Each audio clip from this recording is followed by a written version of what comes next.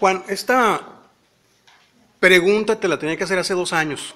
Muy bien. Murió Federico Campbell y de inmediato recordamos que tú mismo habías comentado en distintas ocasiones que tenías 21 años de edad y Federico te conoció en el periódico, leyó un artículo tuyo, te buscó. Eh, pues han pasado 2 años, pero de todos modos la pregunta o el comentario aquí en Tijuana sigue vigente. ¿Qué significa para ti la figura de Federico aún después de muerto y ya valorando toda su obra y toda la productividad que tuvo?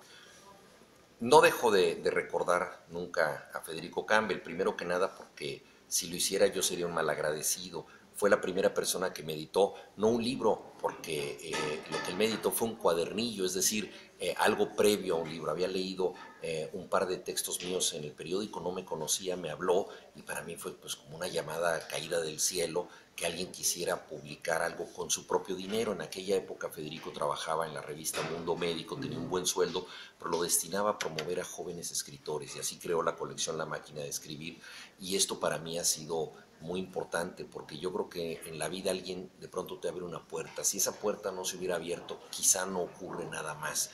Quizá te frustras, dejas de hacer las cosas y para mí pues todo empezó con Federico Campbell. Por eso cuando en febrero de 2014 entré al Colegio Nacional, yo tenía muchos nervios por el discurso, estaba inseguro, dije pues necesito algo que me dé valor, un talismán, y decidí llevar en el bolsillo el cuadernillo, la plaqueta que me editó Federico, el mariscal de campo, porque dije, bueno, pues todo empezó con esto, no puedo negar la cruz de mi parroquia y si yo no hubiera publicado estos cuentos humildes, breves, con el apoyo de Federico, nada más hubiera sucedido. Fue un gran amigo, una persona a la que quise mucho, estupendo lector y un gran escritor. Recientemente di una conferencia sobre Martín Luis Guzmán y volví a los textos de Federico. Yo creo que Federico fue de los primeros intelectuales mexicanos que supieron captar las condiciones que relacionan la criminalidad con el poder. De una manera muy sutil los mecanismos intelectuales de propaganda, de alguna manera de encubrimiento que permiten que el poder se asocie a la criminalidad de una manera muchas veces indisoluble. Él ve esto, por ejemplo, en la obra de Martín Luis Guzmán, en La sombra del caudillo, cómo se fragua un Estado a partir del combate criminal entre distintas facciones. Y de ahí avanza su estudio hasta llegar al México moderno. Le interesaba mucho a Federico cruzar informaciones, el testimonio, la prensa, la ciencia. Era una persona muy versada en muchas cosas. Por ejemplo, era un gran conocedor de la fotografía, era un gran conocedor de los procesos de la memoria, Ujú. entonces le interesaba también el aspecto neurológico y todo esto lo iba relacionando con sus preocupaciones centrales. Entonces cuando él escribía del poder podía analizarlo desde un punto de vista simbólico, psicológico, el uso de la imagen, la iconografía, la literatura del poder, su novela Pretexta, que trata de alguien que escribe un texto con fines políticos, ¿no? Entonces, todos estos encubrimientos, yo creo que estamos ante un maestro de los entretelones del poder. El dramaturgo Rodolfo Usigli escribió El gesticulador, que es la gran obra de teatro del fantoche político que convence con mascaradas y que siempre está simulando. Yo creo que Federico Campbell hizo algo parecido para tratar de analizar los recovecos y las entretelas de la política mexicana, que no es casual que se le haya llamado muchas veces la tenebra, porque la política mexicana muchas veces es lo que ocurre en lo oscurito, lo que no se ve, lo que no se revela. Entonces, ¿cómo llegar a ese oficio de tinieblas? ¿Cómo llegar a donde está la sombra del caudillo? Esos son los mecanismos que utilizó Federico Campos. Veía un documental del Canal 22 que se te hizo recientemente. Me llamaba la atención que hablabas de que durante 20 años tú fuiste un escritor normal, hasta que ganaste un premio y poco a poco se te fue reconociendo. ¿Y qué es de este boom villoro de los últimos 20 años? Bueno, Que ahora ya sí. no eres normal. No, bueno, yo no sé si alguna vez he sido realmente un escritor normal, porque eso es, la normalidad quizá es una anormalidad. Yo creo que nadie es del todo normal y qué bueno que así sea. Todos tenemos peculiaridades, pero en lo que toca a los premios, yo creo que debo pensar siempre que publiqué mi primer libro en 1980, ya como libro formal, y me dieron un primer libro, un primer premio literario en el año 2000, 20 años después. México es un país donde hay muchos premios regionales para obra joven, para obra publicada, etcétera. Yo no participaba en concursos, tampoco participo ahora en concursos, y simplemente pues dije, bueno, igual no está en mi estrella ganar un premio, pero lo importante es que en esos 20 años yo pude seguir escribiendo, haciendo mi trabajo. No tenía muchos lectores porque no era un bestseller, pero me demostró que lo que a mí me gusta es mi vocación. Y eso no lo puedo olvidar, fue un aprendizaje muy importante. Y luego, pues vino un premio significativo que es el Javier Villaurrutia, el presidente del jurado era Daniel Sada, un escritor que yo admiré mucho. Me dio mucho gusto recibirlo y lo tomé como un accidente afortunado, y luego con el tiempo pues estos accidentes se han repetido, y bueno, no son premios que uno pida.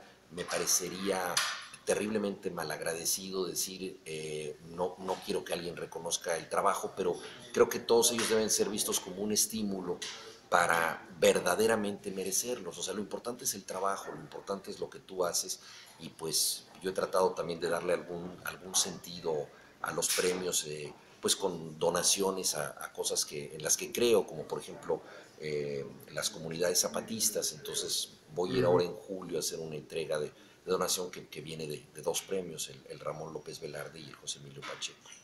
Este fin de semana sucedió algo que me produjo un déjà vu. Tú y yo crecimos con la idea de que los futbolistas eran calificados como ratoncitos verdes, Sí. y al mismo tiempo el domingo estaban en Oaxaca dándose unos hechos lamentables donde había maestros asesinados.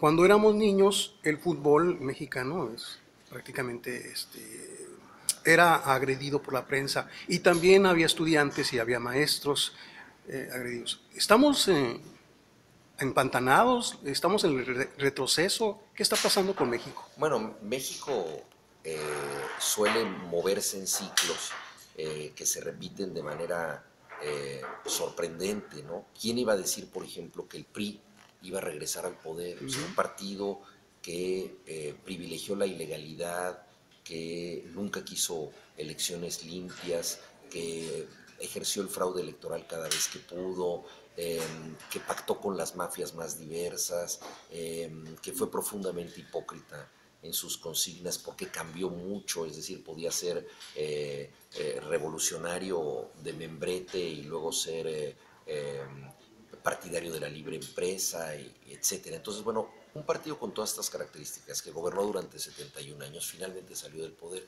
¿Quién iba a decir que 12 años después iba a volver? Entonces es un ciclo de retorno verdaderamente sorprendente, ¿no? Pero desgraciadamente las inercias de la vida política mexicana son muy grandes. Y lo vemos con el tema de los maestros. En tiempos de López Mateos hubo un movimiento magisterial serio, hubo también el movimiento de los médicos, el movimiento de los ferrocarrileros, y hubo represión. Parecía que esto ya estaba superado, y desgraciadamente ahora ha habido una actitud represiva. También creo que por el lado de la gente y de los maestros tampoco se ha podido avanzar demasiado en un planteamiento de transformación más radical y profunda. Es decir, yo creo que el gran tema no es el de un enfrentamiento gremial, ¿sí? Y el gran tema no es si los maestros deben o no ser evaluados, o si se les debe pagar a los maestros que están comisionados y ya nunca dan clases. Esos temas desde luego se tienen que discutir, pero son temas sindicales. El tema más importante es el de una reforma educativa profunda, o sea, qué se debe enseñar, cómo se debe enseñar, quiénes lo deben enseñar. Y eso ninguna de las partes lo ha hecho. Entonces es terrible la situación actual. Creo que el gobierno tiene mucha más responsabilidad porque tiene mucho más poder. Entonces el gobierno no puede dejar que esto vaya al camino de la violencia y la represión, porque ese es el poder que tiene el gobierno. Y debe fomentar un diálogo, y la gente debe participar en este diálogo. Pero esto que suena como tan fácil de decir, es muy difícil de hacer por todas las inercias que tenemos, las infinitas desconfianzas que tenemos, la polarización tremenda. Es muy difícil que dos gentes se sienten a la mesa, ¿no? Desconcertó mucho Javier Sicilia cuando besaba a sus interlocutores, porque no es un gesto habitual en México. Y él lo que quería señalar como un gesto cristiano poco usual es que justamente porque la persona es muy distinta a mí, debo darle un gesto de cercanía que diga, el encuentro es posible. Claro, quizá esto desconcertó a muchos, ¿no? Pero el valor simbólico me parece que es significativo, o sea, debemos atrevernos a discutir precisamente con los que no son como nosotros. Tenemos muchísima intolerancia, mucha polarización. Juan, Elena Poniatowska te declara prácticamente el mejor contemporáneo, te sigue llamando joven y tú le aclaras que ya estás a punto de cumplir 60.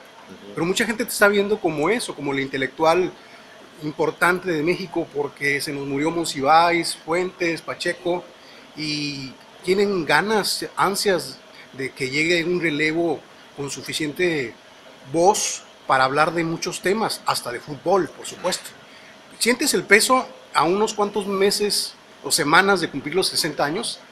Mira, yo creo La que mirada de la gente. yo estoy muy agradecido por vivir en un país en donde no todo mundo puede leer, no todo mundo puede hacerlo de manera eficiente, hay mucho analfabeta funcional, no todo mundo tiene acceso a los libros y yo tengo el enorme privilegio de poder vivir, de escribir en un país con estas desigualdades y con estas injusticias. Entonces, Hasta los niños te leen.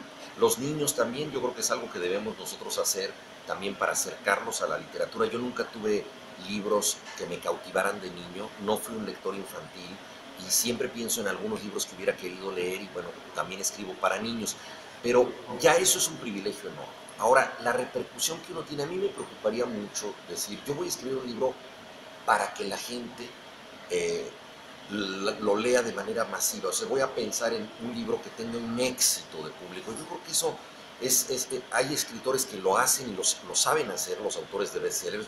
Yo no puedo hacer eso. Entonces, con los años, las consecuencias de lo que yo he escrito, pues me regresan casi siempre con el favor de los lectores o de gente que espera algo de mí, para mí muchas veces en forma inesperada. Pero yo no creo tener un papel especial, sinceramente. O sea, yo creo que soy uno de los muchos escritores que hay en México. Hay voces maravillosas. En este espectáculo que traemos aquí de Mientras nos dure el 20, leo textos de otros autores con la misma pasión como si fueran míos. Me la paso escribiendo de otras gentes y no sé, yo creo que debo desentenderme bastante de mí mismo. O sea, yo creo que es horrible estar muy centrado. Por ejemplo, no entiendo que alguien tenga una alerta de Google sobre sí mismo.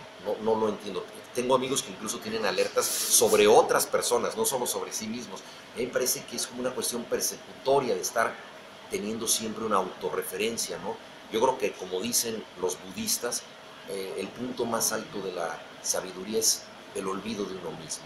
No pensar tanto en ti y luego lo que venga de respuesta, pues hay que darle la bienvenida, bueno o malo, porque hay que aceptar las consecuencias de lo que uno hace. Entonces trato de no preocuparme mucho de alguna misión que yo pudiera tener y lo que trato es de divertirme, de echar relajo, de tratar, compartir mis entusiasmos, ¿no? Compartir mis entusiasmos es lo que diría que es lo que más me interesa. Finalmente, ¿este espectáculo te permite ser como un cantante, como un alter ego, como un Saúl Hernández de Caifanes? No, para nada. Yo, como buen fanático de rock, admiro muchísimo a los cantantes y obviamente soy un músico de rock frustrado. Yo toqué la guitarra en varios grupos, todos ellos muy malos. Nunca tuve una guitarra eléctrica, siempre fue una guitarra acústica. Era realmente algo muy rudimentario. Escribí mucho de música de rock, hice un programa de radio y en mi literatura el rock está siempre presente. Entonces poder estar en el mismo escenario con grandes músicos de rock es un regalo que me hizo sobre todo Diego Herrera, que fue quien compuso la música. Ahora, para mí es algo sobredimensionado porque estamos en un auditorio pues mucho más grande que el de una sala de conferencias, pero para ellos, que suelen tocar en el Foro Sol, en Vive Latino, ante 70,000 personas, es una cosa casi íntima. Entonces, para ellos es una cuestión totalmente de cámara. Pero el objetivo central no es pretender que, que yo puedo ser miembro de un grupo de rock, sino dialogar con un grupo de rock. O sea, yo no Me aprendí los textos de memoria, no hay nada teatral de mi parte, no rapeo, ni mucho menos canto, para fortuna de la gente. Lo que yo trato de hacer es de leer textos, que es lo que siempre he hecho, y que la palabra hablada, que lo que uno cuenta, pueda convivir con la música. Entonces, en vez de canciones cantadas, son canciones contadas. Pero es esto, es la necesidad o el desafío de decir la palabra hablada, la palabra leída, convive con la música y crea una unión interesante. Esa es la apuesta que tenemos. Gracias, Juan, y mucha suerte. Muchas gracias.